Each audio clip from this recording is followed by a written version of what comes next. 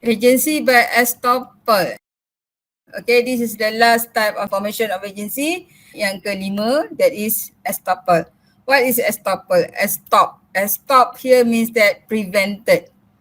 Dilarang, disekat. Who is estop? Siapa yang disekat? The principal. Estop from what?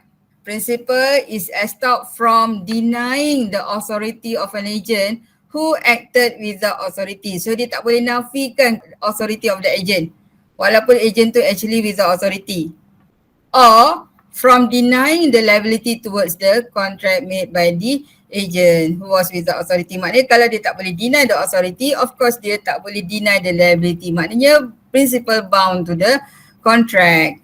So how it happened? First is that when the principal himself induce, mendorong, mempengaruhi, allows the third party to believe that a person whom is not his agent, orang tu bukan agent dia, tapi dia sendiri bagi tahu the third party that that person is his agent and has the authority to act for him.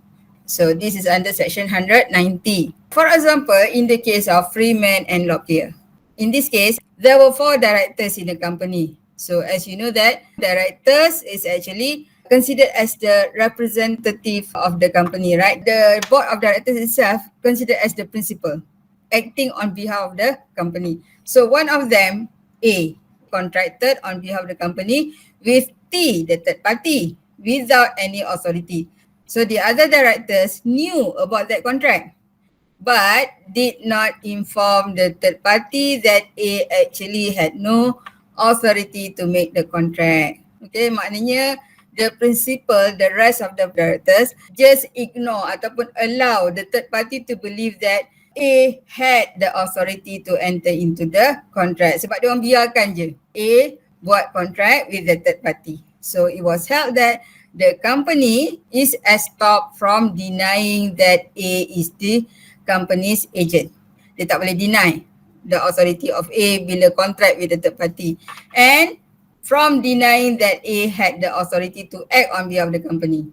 Maksudnya dia tak boleh deny the authority of A, dia tak boleh deny that A tak ada authority, dia tak boleh deny from the liability of the contract with the third party. The second situation is that when a principal failed to inform the third party that the agent's authority had been terminated and the agent still continues acting on behalf of that principal with or without principal's knowledge. So in this situation juga principal is stopped from denying the contract, from denying the liability towards the contract, even though the agent had contracted without the principal's knowledge. Tapi disebabkan the principal himself failed to inform the third party that the agent has been terminated. That's why principal is stopped from denying the contract. So these are the effects. Principal is stopped from denying the liability. Principal is liable to the contract regardless whether agent had acted with or without principal's knowledge. Summary, what it is, how it happens, okay, and then the effects. Right, if I'm not mistaken, so far tak pernah pun lagi keluar soalan pasal agency by estoppel. I'm not sure lah kalau ada course lain, tapi kalau law 416 yang I ingat and law 299 ke, tak pernah keluar lagi soalan agency by estoppel. Tapi soalan ni saya cuba buat untuk assignments. Dr. Isham is a house developer. On 1st November, he joined a reunion with some of his ex-classmates which he has not met since last 25 years. During the reunion, he brought along his nephew, Zarin, to accompany him for the reunion.